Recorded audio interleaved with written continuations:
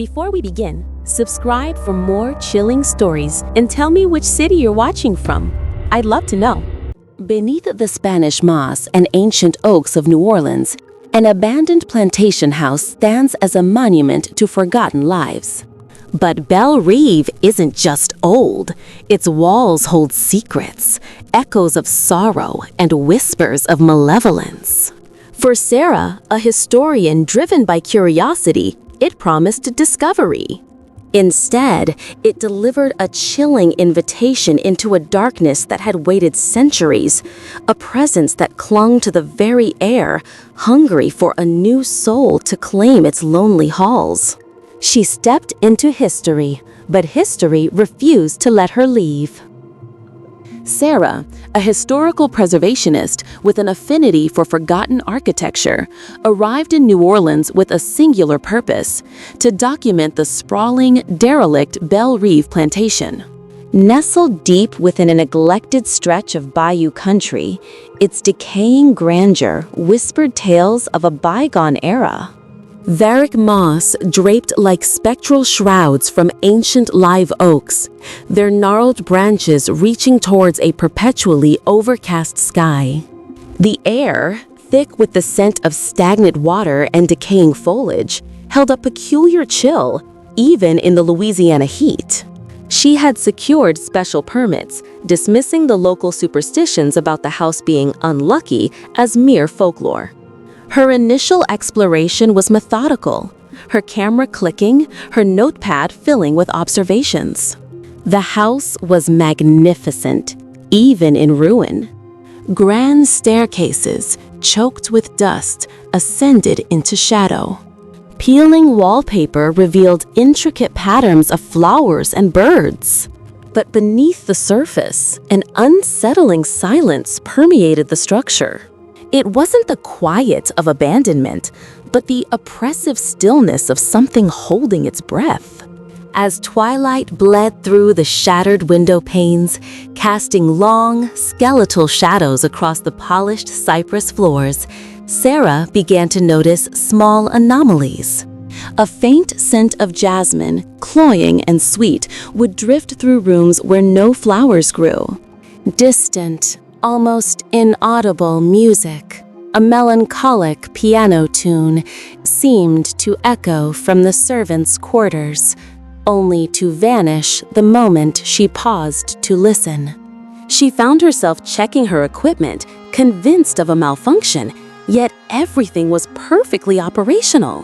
One evening, deep in the study, a single heavy oak door, which she had secured with a sturdy chain earlier that day, stood ajar. The chain lay neatly coiled on the floor, unbroken. A cold dread, sharper than any she had felt before, slithered up her spine. She told herself it was the wind, a faulty latch, but the precision with which the chain had been removed, not broken, spoke of something far more deliberate. The house began to assert its presence more aggressively. The phantom jasmine scent intensified, often accompanied by a distinct, chilling drop in temperature that would send shivers through Sarah's entire body, even in the humid evenings. The faint piano music sometimes morphed into fragmented whispers, a cacophony of disembodied voices murmuring just beyond the edge of audibility. She tried to record them, setting up sensitive audio equipment, but the recordings yielded only static, a cruel mockery of her efforts. Objects began to move. Not violently, but subtly. A porcelain doll, its eyes painted wide and lifeless, would migrate from a mantelpiece to the center of a room. Books would slide off shelves, landing softly, their pages open to obscure passages that seemed to speak of sorrow and entrapment. Sarah, usually grounded in logic, found herself sketching protective symbols in her notebook, a desperate act she would have once scoffed at. Her sleep became a battleground. Nightmares of being suffocated by Spanish moss, of being buried alive beneath the weight of crumbling masonry, plagued her. She would wake in a cold sweat, convinced she could hear footsteps pacing the floorboards above her, even when she knew the house was empty save for herself. The grand hall, with its towering ceilings and dusty chandeliers, became a focal point for the escalating phenomena.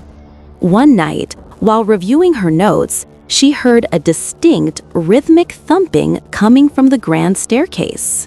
It sounded like a heavy cane striking each wooden step, slowly ascending. She held her breath, her heart hammering. The thumping grew closer, reaching the top of the stairs, then stopped abruptly. The silence that followed was thick, suffocating. She gathered her courage, flashlight in hand, and peered into the darkness of the hall. Nothing. The staircase was empty. But as she retreated, she felt a distinct, icy touch on her shoulder, a skeletal grip that lingered for a terrifying second before vanishing, leaving behind only the lingering scent of decay and despair. The playful mischief of the house gave way to an overt malevolence. The shadows themselves seemed to deepen, to coalesce into fleeting, half-formed figures that danced at the edges of her vision. Sarah, once so fearless, found herself jumping at every creak, every gust of wind. The whispers became clearer, sometimes forming her name, uttered in a voice that was both mournful and predatory. She started finding her personal belongings rearranged in unsettling ways. A toothbrush placed neatly on her pillow, her shoes turned to face the wall, her journal open to a blank page with a single, crudely drawn charcoal eye staring back at her. The air in Belle Reve grew heavy with a palpable sadness, an oppressive weight that crushed her spirit. One particularly stormy evening, as thunder rattled the ancient window panes, Sarah was in the main parlor, trying to connect to a weak satellite signal. Suddenly, the old grand piano in the corner, its keys yellowed and chipped, began to play. It wasn't the faint, distant melody she'd heard before, but a violent, dissonant crescendo, a chaotic symphony of crashing chords and discordant notes that filled the room with a terrifying clamor. She screamed, covering her ears, but the sound seemed to penetrate her very bones. As the frantic music reached its peak, a tall, slender shadow detached itself from the wall beside the piano. It was vaguely humanoid, but its features were indistinct, a swirling vortex of darkness. It moved with a fluid, unnatural grace towards her, its form seemingly coalescing from the very air of the decaying room. As it drew closer, the temperature plummeted, and a raw, guttural moan filled the parlor, a sound of profound anguish and rage. Sarah, frozen in terror, could only watch as the shadow extended a long, shadowy arm towards her, its fingers stretching, growing impossibly long, reaching. The piano continued its maddening, discordant song, a soundtrack to her escalating horror. She could feel the cold radiating from the entity, a chill that promised not just death, but eternal, silent despair. The shadowy entity stood before Sarah, its form wavering like smoke, yet its presence was undeniably solid, crushing. She could feel its cold, ancient breath on her face, tasting of damp earth and forgotten sorrow. The piano's furious melody abruptly ceased, replaced by an unnerving silence that amplified the frantic beating of her own heart. The entity didn't speak with a voice, but with a horrifying clarity that resonated directly within her mind, a torrent of images, a history of betrayal, of slaves toiling under the Louisiana sun, of a woman driven to madness within these very walls, of a desperate final act of vengeance. Belle Reve wasn't just haunted. It was a living prison for tormented souls, and the shadowy figure was its cruel, eternal warden, feeding on the despair of anyone who dared to intrude. It showed her its purpose: to trap, to consume, to replicate its own suffering. Sarah felt her own will weakening, her mind slipping into a horrifying submission as the entity's presence enveloped her, trying to pull her into the spectral tapestry of the house. She fought, clawing at the unseen bonds, screaming voicelessly against the mental assault. She suddenly understood. The house didn't want her gone. It wanted her to join its chorus of eternal whispers. The scent of jasmine returned, stronger than ever, sickly sweet and cloying, wrapping around her like a suffocating shroud. Through the entity's mental projections, she saw the woman who had once owned Belle Reve, her face twisted in a silent scream, forever bound to the house's malevolence. That woman was the entity, or rather, the entity was all the suffering, all the rage, all the lost souls within the house given form. Sarah's last coherent thought was of escape, of breaking free from the suffocating grip of this ancient, consuming despair. She closed her eyes, forcing herself to remember the sun, the outside world, anything to create a fissure in the overwhelming darkness. But the pull was too strong. Weeks later, local authorities, alerted by concerned family, found Belle Reve quiet again. Sarah's research equipment lay scattered, her journal open on the floor, its last page filled with frantic, indecipherable scribbles. She was gone. Her car remained parked outside, undisturbed, covered in a thin layer of Spanish moss. The only trace of her was a faint, lingering scent of jasmine that permeated the grand hall, and sometimes, if one listened closely on a moonless night, a distant, melancholic piano tune could be heard drifting from the deserted plantation, a new note added to Belle Reve's eternal symphony of despair. The ancient oaks whispered their secrets to the wind, and the walls of Belle Reve remained silent, holding their terrible counsel, waiting for the next curious soul to cross its threshold.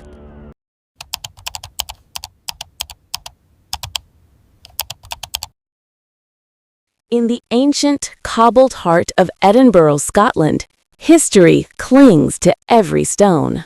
But beneath the city's charming facade lies a chilling truth. Some histories refuse to stay buried. David, a tour guide with a passion for the city's darker tales, stumbled upon a presence within the labyrinthine closes off the Royal Mile, a spectral figure known only as the Grey Lady. She wasn't just a legend, she was a timeless sentinel, bound by a tragedy centuries old, now awakened and eager to share her eternal sorrow with any who dared to truly see her. David, a history enthusiast and seasoned tour guide, knew Edinburgh's Royal Mile better than the back of his hand. Its winding closes and hidden courtyards, steeped in centuries of grim history, were his passion. He often told his groups tales of the Grey Lady, a spectral figure said to haunt the narrow alleys near St. Cama. Giles Cathedral, a sorrowful echo of a long-dead noblewoman. It was a good story, a local legend. Until it wasn't. His usual route took him down Mary King's Close, a notoriously eerie underground street. One blustery autumn evening, as his tour group descended into its depths, David felt a profound, sudden drop in temperature. It was more than the usual chill of the underground. It was a bone-deep cold that seemed to emanate from nowhere. A strange metallic tang, like old iron and damp stone, filled the air.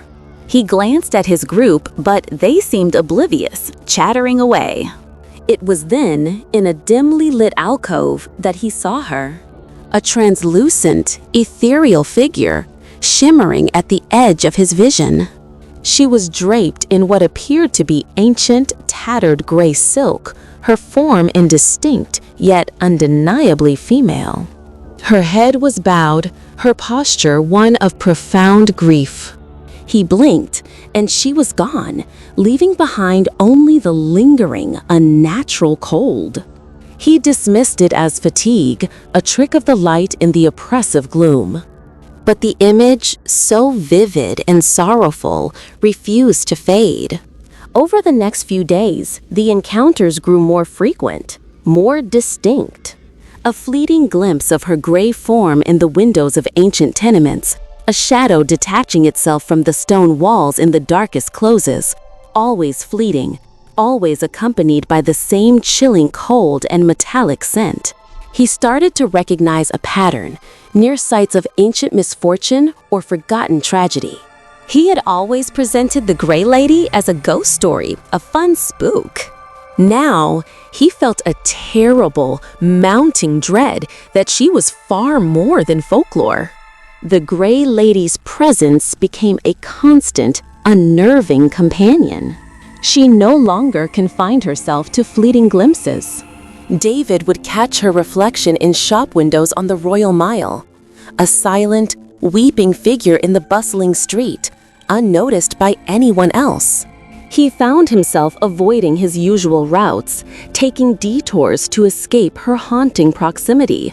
But she seemed to anticipate his movements, appearing in unexpected corners, her sorrowful gaze fixed upon him. The metallic scent intensified, sometimes accompanied by a faint, desperate weeping that seemed to echo from the very stones. His sleep became troubled, filled with vivid, agonizing dreams of a forgotten plague-ridden city, of dark figures cloaked in black, of desperate pleas echoing through narrow, gaslit streets. He started researching historical accounts of women who had died tragically in Edinburgh's Old Town, focusing on noble women, searching for a name, an identity to attach to the sorrowful apparition. He pored over dusty archives, old maps, and forgotten journals in the National Library of Scotland. He unearthed fragmented records of a Lady Alara betrothed to a powerful lord who had vanished during a devastating plague in the 17th century, rumored to have been walled up alive in a hidden chamber to prevent the spread of contagion. The details were scarce, veiled in superstition and fear. But the description of her elegant gray silk gown, the same shade as the spectral figure, sent a chill down his spine. One night, while alone in a particularly desolate courtyard near the Tron Kirk, a place known for its grim history of public executions, David felt an overwhelming sense of despair wash over him, a crushing weight of grief that was not his own. The air grew impossibly heavy. The Gray Lady materialized directly in front of him, her form almost solid, her face now visible, though still indistinct, a blur of profound sadness. Her eyes, or where her eyes should be, were hollow pools of ancient sorrow. She didn't move, didn't speak, but extended a translucent hand towards him, a gesture of desperate yearning, a silent plea for connection, for understanding. The Gray Lady's silent plea was a physical ache in David's chest, a profound sorrow he carried with him even when she was not overtly present. Her appearances grew bolder, more direct. She would stand at the foot of his bed at night, a silent, weeping sentinel, her presence chilling his small Newtown apartment to the bone. He felt her grief, her endless longing, pressing in on him, permeating his every thought. He was no longer just observing. He was experiencing her suffering. He tried to communicate, to speak to her, but his words seemed to dissipate into the cold air, swallowed by the oppressive silence she brought. Instead, she communicated through vivid, overwhelming flashes of memory, glimpses of a grand ballroom, then a sudden sickness, frantic whispers, and finally, the suffocating darkness of a sealed chamber, the taste of lime and cold stone. It was a fractured, agonizing narrative of betrayal and slow, agonizing death. He was convinced she was Lady Ilara, trapped between worlds, forever yearning for recognition, for release. The weight of her story became his. His friends and colleagues noticed his pallor, his gauntness, the dark circles under his eyes. He dismissed their concerns, unable to articulate the unspeakable truth. One afternoon, while preparing for a tour, David found his personal journal open to a page where he had scribbled notes about Lady Ilara. The page was no longer blank. "They forgot me." A single sentence was written across the top. "They forgot me." The handwriting, faded and spidery, filled him with a fresh wave of terror. The Gray Lady wasn't just a passive presence. She was actively trying to communicate, to share her forgotten story, to make him a part of her eternal torment. Later that evening, as a thick, unseasonal fog rolled in from the Firth of Forth, enveloping Edinburgh in a spectral shroud, David was guiding a small group through a particularly narrow, unlit close. Suddenly, the Gray Lady manifested directly in the path of the group, her form shimmering with an ethereal light, her head no longer bowed. Her eyes, now eerily distinct, glowed with an ancient, sorrowful fury. She raised a translucent hand, pointing a long, skeletal finger, not at him, but at an ancient, unmarked stone wall, half hidden by ivy, at the very end of the close. A cold, guttural moan, unlike any he had heard before, tore through the fog, a sound of pure, unadulterated anguish and rage. The tourists screamed, scattering in terror, but David remained rooted to the spot, his gaze fixed on the wall and the Gray Lady's accusing finger. The Gray Lady's accusatory finger, pointing at the ancient stone wall, burned into David's mind. The moan that accompanied it, a sound of centuries of trapped anguish, shattered his resolve. He understood. This was not just about acknowledging her story, it was about revealing her prison. The wall she pointed to, overgrown with ivy, felt impossibly dense, radiating a cold despair. He knew, with a terrifying certainty, that Lady Ilara's final resting place, her unhallowed tomb, lay behind those stones. The entity was demanding justice, an end to her silent torment. He spent the next few days in a frenzied research, cross-referencing old city plans with historical accounts, seeking any mention of sealed-off chambers or concealed passages near that specific close. He found obscure references to a forgotten plague-era quarantine, where some houses were sealed with their inhabitants inside. The Gray Lady's appearances became relentless, no longer sorrowful, but imbued with a growing, spectral impatience, her form sometimes flickering with a chilling blue luminescence. She would materialize beside him as he slept, pressing down on his chest, a weight of centuries of unresolved grief. Her whispers, once indistinct, now formed coherent, chilling pleas. "Release me. Remember me. They forgot me." He felt his own sanity unraveling, the boundaries between his world and hers blurring. He knew he had to act. One moonless night, armed with a pickaxe and a powerful lantern, David returned to the desolate close, the fog still thick and clinging. The air hummed with a palpable, ancient energy. The gray lady was there, waiting, her form almost entirely solid now, her eyes fixed on the wall, urging him on. He struck the ancient mortar, the sound echoing eerily in the confined space. Each blow felt like a transgression, but also an act of profound necessity. The stone resisted, but he persevered, driven by a force beyond himself.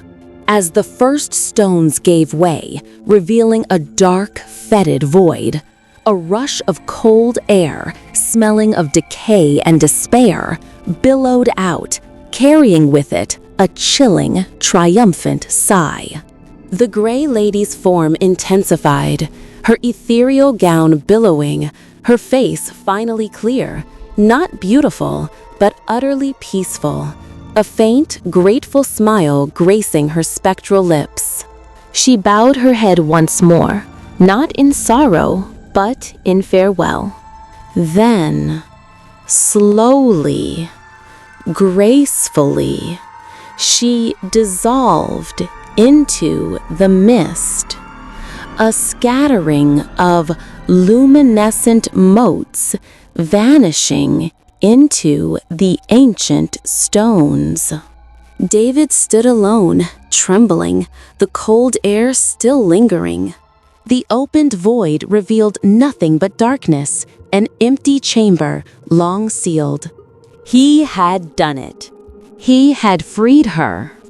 But as he turned to leave, a faint whisper, carried on the chilling breeze, brushed against his ear, a voice that was both Ilara's and eerily, disturbingly, his own. Now you remember. He stumbled out of the close, the royal mile now feeling colder, darker than ever before. He had freed Lady Ilara, but in doing so, he had invited her memory, her suffering, into his own soul.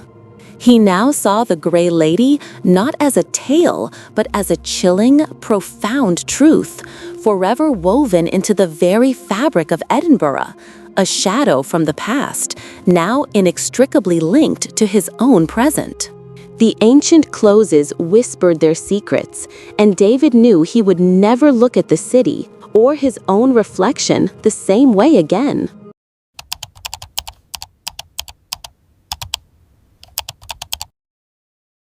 In the quiet, cobblestone streets of Providence, Rhode Island, a man once stood before an antique mirror, believing he saw only his reflection. He was wrong. What stared back was something ancient, something hungry, something that would tear at the fabric of his sanity until his own face became a stranger, a vessel for a terror born in glass. This is the story of Michael and the reflection that refused to be him. Michael had always prided himself on his keen eye for unique finds. His apartment in Federal Hill, Providence, was a curated testament to his passion, vintage radios humming soft jazz, first edition novels lining oak shelves, and art that whispered forgotten tales. But the antique mirror he acquired from a dusty estate sale on Benefit Street felt different. Its ornate, tarnished silver frame was a labyrinth of twisted vines and grimacing faces, and the glass itself, slightly foxed with age, seemed to absorb light rather than reflect it. He placed it in his study, a dark corner where the gaslight cast long, dancing shadows. Initially, its melancholic beauty was a conversation starter, a piece with history. Yet, as the days bled into weeks, a subtle shift began. When he glanced at it, the reflection felt a flicker, almost imperceptible, as if his image took a fraction of a second longer to appear than it should. He dismissed it as an old glass imperfection, a trick of the eye in the dim light. But the feeling persisted, a cold prickle at the back of his neck, especially at night. The mirror no longer felt like a mere object, it felt like an observer. He started noticing faint smudges on its surface, fingerprints that weren't his, appearing and disappearing with unnerving frequency. One evening, after a particularly long day at the university library, Michael stumbled into his study, exhausted. He caught his reflection in the mirror, and for a fleeting moment, his eyes, in the glass, were not his own. They were darker, hollower, filled with a despair he had never known. He blinked, and the illusion vanished, leaving him breathless, his heart thrumming against his ribs. He told himself it was fatigue, a vivid hallucination. But the image, brief and terrifying, clung to his mind like a persistent nightmare, an unwelcome guest in his waking thoughts. He began to avoid looking directly into it, instead using the peripheral view, always sensing its presence. The study, once his sanctuary, now felt like a stage, and he, the unwitting performer. The air around the mirror grew heavy, cold, even on warm evenings. Sometimes he thought he could hear a faint, almost inaudible whisper emanating from its depth, a sound like dry leaves skittering across pavement. The whispers became more distinct, though still indistinct, a low murmur that seemed to coil around the silence of his apartment after midnight. Michael would lie awake, listening to the disembodied sound drift from the study, a language he couldn't decipher, but which resonated with an ancient malevolence. He tried covering the mirror with a thick velvet cloth, hoping to mute its unsettling influence. It didn't work. The whispers seemed to penetrate the fabric, growing louder, more insistent. His sleep fragmented, plagued by nightmares where he was trapped inside a cold, dark glass, watching his own life unfold from a terrifying distance, powerless. His waking hours were no better. The mirror began to distort more than just his reflection. When he walked past it, the room itself seemed to ripple, the walls breathing, the shadows elongating into grotesque, fleeting figures. One morning, he found a small, withered flower, unknown to him, placed carefully on the study floor directly in front of the covered mirror. Its petals were a deep, venous purple, and it reeked faintly of something metallic, like old blood. He threw it away, his hands trembling. The next day, another appeared, and then another, each more decayed than the last. Fear, cold and sharp, began to truly grip him. He started researching old mirrors, folklore, anything that might explain the escalating strangeness. He found fragmented tales of scrying mirrors, of objects imbued with residual spirits, and of doorways to other realms. None offered comfort, only amplified his dread. The mirror wasn't just reflecting, it was absorbing, perhaps even projecting. He found himself avoiding the study entirely, barricading the door mentally, though physically it remained unlocked. Yet, its presence permeated the entire apartment. The air grew stale, an almost palpable pressure weighing on him. He started seeing movement in his peripheral vision, dark shapes that darted just beyond his focus, vanishing the moment he turned his head. The distortions intensified, making reality itself feel like a cracked pane of glass. Michael's once sharp mind began to fray at the edges. He started to question his own perception, wondering if the mirror's influence was now reaching directly into his thoughts. The figures in his periphery became bolder, lingering for a fraction of a second longer, their forms more defined, gaunt, shadowy outlines with long, reaching limbs. He started leaving lights on throughout the night, but the shadows seemed to deepen, growing independent of any light source. One night, a piercing, guttural shriek tore through the silence from the study. It wasn't human, yet it spoke of unimaginable pain and fury. He froze, paralyzed by a terror that rooted him to the spot. After what felt like an eternity, the sound died down, leaving an echoing silence more profound than before. He knew then that whatever was bound to the mirror, or within it, was growing stronger, bolder. He considered destroying it, smashing it into 1,000 pieces, but a terrifying thought held him back. What if that only released it? What if the mirror was a cage, and shattering it would unleash an ancient horror upon Providence itself? He felt a chilling sense of responsibility, a terrible burden. He tried to sell it, to give it away, but every attempt was met with inexplicable obstacles. Appointments were missed, buyers suddenly changed their minds, or the mirror itself would seemingly resist being moved, becoming impossibly heavy or manifesting a sudden, inexplicable crack when handled. One evening, Michael passed the study door, which he now kept firmly shut. A faint light emanated from beneath it, a cold, silvery glow. He peered through the keyhole, his breath catching in his throat. Inside, the velvet cloth lay discarded on the floor. The mirror stood uncovered, and in its polished surface, a figure stood where his reflection should be. It was tall and emaciated, its skin like dried parchment, its eyes glowing with an infernal light. It was smiling, a wide, predatory grin that stretched unnaturally far across its face. And then, slowly, deliberately, it raised a hand and waved at him, not at his actual position, but directly at the keyhole, as if it knew exactly where he was, as if it could see him through the tiny aperture. The smile in the mirror lingered in Michael's mind, a permanent scar on his psyche. He no longer felt safe anywhere in his apartment, or even within his own skin.